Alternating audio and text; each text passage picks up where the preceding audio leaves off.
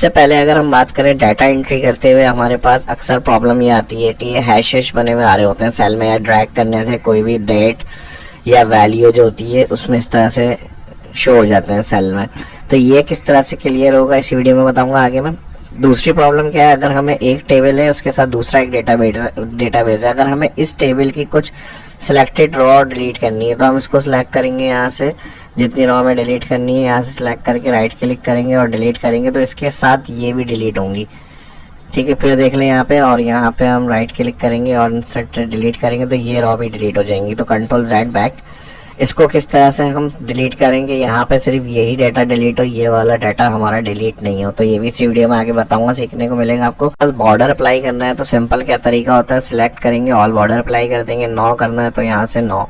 लेकिन अगर हमें एक कॉलम के 500 रॉ तक, एक कॉलम से लेके ई कॉलम और इसकी 500 रॉ तक बॉर्डर अप्लाई करना है, तो हम क्या करेंगे, इस तरह से सिलेक्ट करेंगे आराम से, क्योंकि हमारे पास टाइम बहुत ज़्यादा है तो हम ये काम इस तरह से करेंगे। लेकिन मेरे पास टाइम नहीं है तो मैं आपको इसका सोल्यूशन दूसरे तरीके से बताऊंगा, ऑटोमेटिक जल्दी से किस तरह से कर सकते हैं क्विकली। तो अब आपको क्या सीखने को मिलेगा ये एक्सप्लेन हो गया, तो वीडियो लाइक ज़रूर करें जल्दी से, और एंड में अच्छी लगे तो लाजमी शेयर भी करें। तो फर्स्ट वाली प्रॉब्लम पे चलते हैं। यहाँ पर हमारे पास अगर मैं माउस लेकर आ रहा हूँ तो 25 जैन और 2025 की कुछ डेट एंट्री हुई है, तो ये हैश जो आ जाते हैं ये स्पेस नहीं मिलने की वजह से आते हैं। आप इस कॉलम पर आएंगे, यहाँ डबल क्लिक करेंगे तो ये प्रॉब्लम जो थी स्पेस ना मिलने की वजह से आती है। एक और कंडीशन में भी ये प्रॉब्लम आ जाती है, अगर हम किसी सेल में बहुत ज़्यादा वैल्यू डेटा एंट्री कर देते हैं, या तो वहाँ पर इस तरह का साइन बना हुआ आ जाता है, या फिर जो मैंने बताया था स्पेस कॉलम अगर ऑटो फिट नहीं होता तो वो हैश की कंडीशन भी आ जाती है। तो इस कंडीशन में हम क्या करेंगे, यहाँ से इसके ऊपर जाएंगे, इसको नॉर्मल जितनी वैल्यू हमने टाइप करी है उसको सही शो करने के लिए कस्टम में जाएंगे, जर्नल में जाएंगे, यहाँ पर हैश बना हुआ टाइप करके ओके करेंगे, तो जितनी भी आपकी वैल्यू होंगी वो सारी सेल में एक साथ शो हो जाएंगी। तो ये बोनस ट्रिक आपको सीखने को मिल गई है। वीडियो में फिर बता रहा हूँ आपको लाइक जरूर करनी है, इस तरह की इन्फॉर्मेटिव चीज़ें देखने को सीखने को आपको मिलती रहेंगी। शीट 2 पे आते हैं। अगर हमें करंट मैंने बताया इस तरह से सिर्फ ये रॉ डिलीट करनी है और यहाँ से डाटा हम चाह रहे हैं डिलीट नहीं हो, तो राइट क्लिक से सारा डाटा डिलीट हो रहा है। तो इसमें अगर मल्टीपल टेबल हमारे पास मौजूद है और किसी करंट टेबल का डाटा हमें रिमूव करना है, वो ये टेबल भी हो सकता है, ये टेबल भी हो सकता है, तो उसको सिंपली क्या करना है, सिलेक्ट करना है आपको जितनी रॉ आपको रिमूव करनी है डेटाबेस में से, और सिलेक्ट करने के साथ आप एंड के ऊपर कर्सर को लेकर आएंगे। ये हमारा कर्सर आ रहा है, इसके एंड के ऊपर आएंगे, ड्रैग हो गया, और जैसे ही आप कंट्रोल शिफ्ट प्रेस करेंगे तो ये कुछ इस तरह का कर्सर आ जाएगा।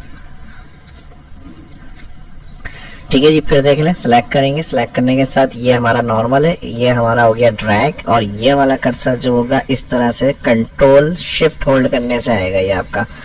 जब ये कर्सर आ जाएगा तो आपने क्या करना है, सिंपली बस माउस को आपने ऊपर की तरफ मूव करना है जहां तक रॉ डिलीट करनी है। ठीक है, कंट्रोल शिफ्ट और लेफ्ट क्लिक।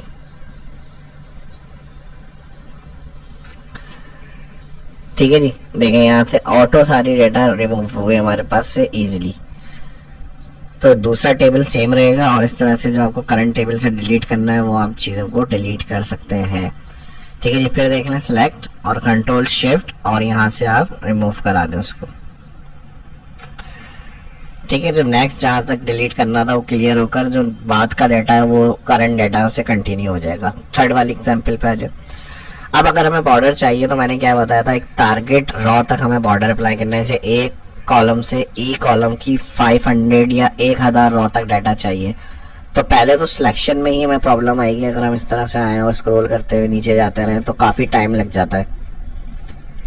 तो उसके लिए क्या ट्रिक होगी भाई, उसके लिए ये ट्रिक होगी, आप वापस आएंगे आपके फर्स्ट सेल में, और यहाँ पर एक ऑप्शन होता है नेम मैनेजर। अगर आप यहाँ पे देखें जिस सेल में क्लिक होगा उस सेल का एड्रेस आ रहा होता है A1।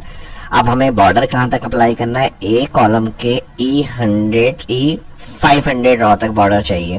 तो आपने नेम बॉक्स में क्लिक करना है, और यहाँ पर करंट अभी जिस सेल में क्लिक होगा वो आ रहा है, आपको यहाँ से स्टार्ट करना है, जो सिलेक्शन स्टार्ट करनी है। तो ये सेल क्लिक है, अगर आपको यहाँ से बॉर्डर स्टार्ट करना है तो क्लिक फिर आपका A3 पे होना चाहिए।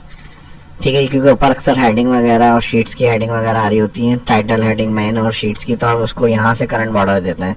तो फिर आपको उस सेल पर क्लिक करना है। अब उस सेल पर क्लिक करने के बाद कहाँ तक चाहिए आपको, ई कॉलम की 500 या 1000 रो तक। तो आपने नेम बॉक्स में जाना है, यहाँ पर आपने टाइप करना है ई और यहाँ पर आपने 1000 टाइप करना है। क्या होगा, जिस सेल में करंट क्लिक होगा और यहाँ आपने अभी टाइप कर दिया लेकिन अभी अप्लाई नहीं करा है, अप्लाई के लिए एंटर होता है, तो आपने क्या करना है, सिंपल आप शिफ्ट के साथ एंटर प्रेस कर दें।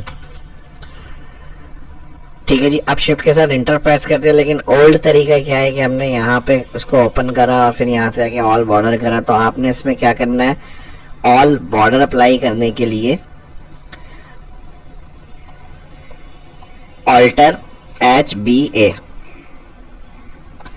ठीक है जी, alter HBA all border shortcut की अप्लाई हो गई। और पहले हमने क्या करा, उसको ऑल सिलेक्ट करा हुआ था जहां तक हमें अप्लाई करना था। और अगर इसी तरह हमें इस बॉर्डर को रिमूव करना है तो फिर इसी तरह से ऑल्टर HBN,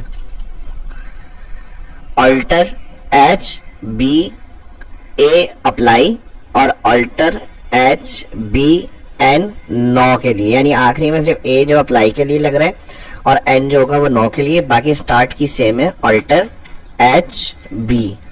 ठीक है जी, फिर देख लें अप्लाई के लिए ऑल्टर HBA, और ये सब अलग अलग प्रेस करना है, एक साथ प्रेस नहीं करना है आपको। तो अप्लाई के लिए हो गया और नो के लिए NA हो जाएगा।